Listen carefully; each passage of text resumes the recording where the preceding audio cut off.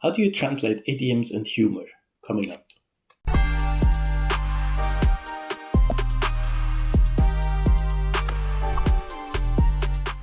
Hello and welcome back to the Freelance verse. Thanks for coming back to the channel. Sorry that it's one day late.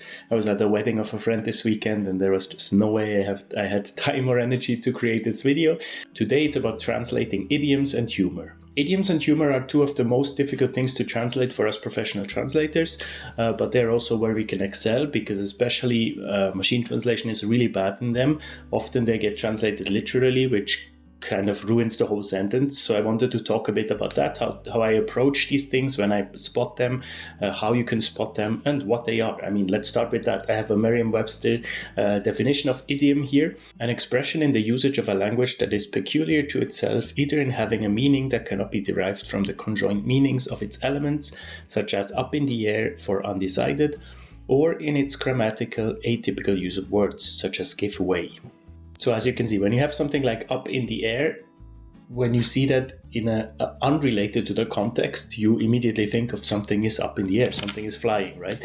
But when you see the context around it, it can mean undecided. It's up in the air whether this will happen.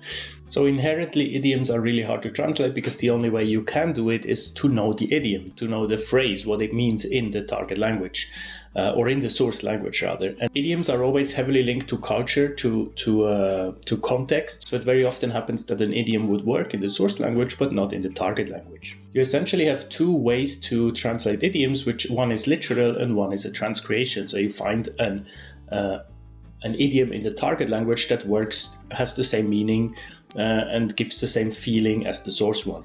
So sometimes an idiom is exactly transferable from one language to the other. An example from English to German is, for example, hitting the nail on the head. I wrote here. We have the exact same expression in German, so you can actually translate this literally, which is very special for an idiom because hitting the nail on the head is very much metaphorical language, so it's interesting that it actually also exists in German. Another example is to have butterfly in your stomach when you feel in love. We have exactly the same expression. So I'm not sure which one came first, the German or the English one, but at some point in history it transferred linguistically and we used the same expression.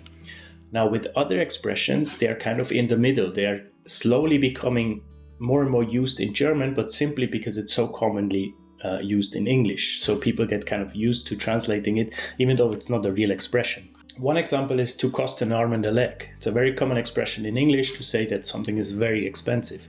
And I've heard it in like business talk or in other, like in media, that someone would say ein Arm und ein Bein kosten, so literal translation in German because it's so commonly used in English.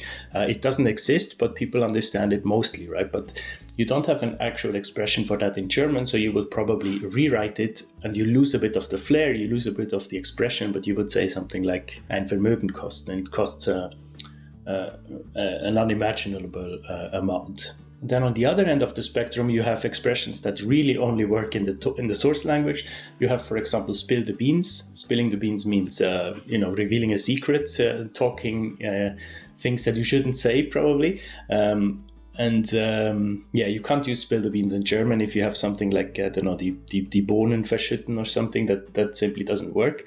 No one would understand what you mean. It's even that detached. So then you have two options. You can either translate it in a way that just the meaning is transferred. So it's not literal, but it's still, you just take the meaning and you write your own sentence. So something like revealing the secret, das Geheimnis verraten. Or you can find an idiom in German that says the same thing as spilling the beans. And you would have something like aus dem Nähkästchen plaudern, for example. That's a very funny expression in German. It means like speaking from the little sewing box. I'm not really sure where that comes from. But it kind of has the same connotation because spilling the beans is still a bit kind of juvenile. It's not that hard, It's not too serious if you spill the beans on something. So Nähkästchenplaudern is actually nice. It has a nice connotation that comes from the same, more or less the same meaning. So when you encounter an idiom in a source language, what you have to do first of all is identify the idiom. You need to realize that it's one, because sometimes if you're not aware of it, they're very like deeply ingrained in the culture, in the language, right? So sometimes there will be something that just doesn't make sense for you when you read it and you don't really know what it means. So you need to understand that this is an idiom, that this actually means something else. It's a metaphor. So if you don't understand it, you go look it up. There is plenty, we have the internet, so there's plenty of options to look it up. I usually use something like Leo or Pons or Merriam-Webster is also a good one. Or you can simply put it into Google and you will find at least some information, further information to do more research. And then you have to decide whether you want to translate it literally, whether it works, if you want to just take the meaning, create your own sentence, or whether you want to take an idiom in the target language to kind of give the same vibe. You always have to think about the context, what is the vibe, who is reading the text. So you don't want to have in a very like cool looking like marketing text, you don't want to say aus dem Nähkästchen plaudern, because I just told you that it's a bit funny, it's a bit cheeky, so it shouldn't be, it doesn't really invoke something that is very serious, and you have to make sure that you know that when you translate. Sorry, my glasses keep steaming up, it's super hot here in Hungary, so excuse me for that. Actually, I'm just going to take it off for the last part, because I want to talk to you about humor. Humor is very, very difficult to translate. I can't tell you how much or how many times I've sat here at my desk and just thought how I can transfer this joke somehow in a way that it makes sense for a German audience. There are a couple of translation strategies you can apply. If the joke is very culturally ingrained and even geographically sometimes, right? If they make a joke about some kind of political figure in England, then the joke is just simply English. You have to somehow manage to transfer it in a meaning that it's still about this person. There are a couple of things you can do. So if it's a really generic joke without any wordplay, it can be translated literally. You can do that. I've done that plenty of times. It often works. Sometimes you lose a bit of the charm, but these are the easy jokes. They are no problem. Then you have second level jokes. They are linked to a culture. So for example, if you watch a TV show that's set, this summer I translated a lot of TV shows that are set in California in the US. So of course, all they talk about is very geographically dependent. So sometimes there are jokes that don't make sense for me and I have to look up what do they actually mean. Like they talk about some kind of harbor that is apparently for very rich people, and so they make fun of someone, say that these people are from this harbor, and that makes no sense to a German audience, right? So you have to kind of imply something and add something to the translation so the reader understands what they mean. So you can, for example, say that they are a rich kid growing up in harbor where all the other rich kids are, something like this. And then I feel like the last level is wordplays. Often wordplays are simply untranslatable. There have been plenty of times that I've been faced with a wordplay and I just simply didn't know what to do. I quickly looked up on Google if there's some funny wordplays that simply are not translatable, and I found a few funny ones. This one, for example, I'm a dyslexic atheist insomniac. I stay up all night wondering if there really is a dog. Now, of course, the wordplay here is that the dyslexic atheist is wondering whether there's a god, but since he's dyslexic, he's writing dog. Now, try to do that in your language. It's a huge coincidence if in your language the word dog and god have the same letters and you can rearrange it. If that's the case, this joke works and you should use it. It's amazing. But there's no way I can do this into German. So I was really trying to come up with something, even like replacing the characteristics of the person, but I simply didn't have enough time to come up with something. But it's a funny one. Another one that I've seen is, I'm on a seafood diet, I see food and I eat it. A very nice joke. Actually, someone used that recently in real life to me, and I that's why I looked it up now, if she came up with that joke or if it's really a joke, and it is a joke. So seafood diet, of course, implies eating seafood, but then I see food, I eat it, so it's a pun on eating a lot of things. These jokes are simply not translatable.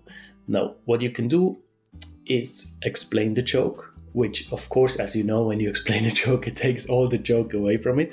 But sometimes it's needed. In some instances, it's really needed in a show or something where you just have to say the joke in English and then explain, actually, it's funny because dog and God have the same letters and they are dyslexic. Of course, that completely ruins the joke. Another thing is you can replace it with another wordplay. Now, if the wordplay if it's simply about telling a joke to another character, for example, in the show, you can easily replace it with a different joke, right? There are plenty of wordplays in German that work only in German, so you can take one of these and replace it. If it doesn't affect the context, no problem. Sometimes you have to kind of replace it with something that is not really a joke, but at least it fits into the context, right? So something here you would say, I don't know, I know you're an atheist and you're dyslexic because you can't even spell God or something. You could write it somehow like this. Then it's not a joke, it's just something that fits in the context of the text of the show, whatever you're working on. Then there are some wordplays that actually work in both languages, and these are very funny and kind of nice for translators. One is, for example, I once worked on a text that said something like, if I was 10 centimeters taller, I could stay in bed longer in the morning, like as in you are longer in the bed as a characteristic of your height. And that simply works in German as well. You can translate it literally, probably in most languages. So these things are funny and they work and they are easy. There you go, quick insight into my thoughts of humor and idioms. This is what makes our job so fun. I often do subtitles and there it comes up all the time.